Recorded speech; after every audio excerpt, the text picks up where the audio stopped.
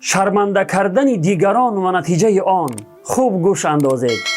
امام حسن بصری رحمه الله می فرماید من مردمی را دریافتم که هیچ عیب و خطایی نداشتند ولی در عیبها و خطاهای دیگران سخن گفتند، یعنی عیبها و خطاهای دیگران را آشکار کردند و آنها را شرمنده کردند.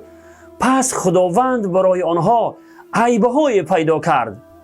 و نیز مردمی را دریافتم که عیبها و خطاهایی داشتند ولی از عیبهای مردم سکوت کردند، یعنی زبان را از عیبهای مردم نگاه داشتند.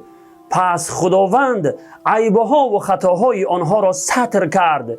بله برادران و خواهران عزیز، این حقیقت دارد. والله قسم این را ما با چشم سر دیده ایم. یاد دارید بعضی همین بلاگرانی که عیبها و خطاهای دیگران را آشکار می کردند، خداوند چگونه شرمنده اشان کرد که حتی نوارهای فحش آنها، سخنان محرمانه آنها به نمایش برآمد و همه از آن آگاه شدند. قسم به خدا که این درس و عبرت بزرگی است برای ما و شما. و السلام علیکم و رحمت الله و برکاته. یادمان باشد که کیش ما چه بود، آتش و آتش پرستی در سجود.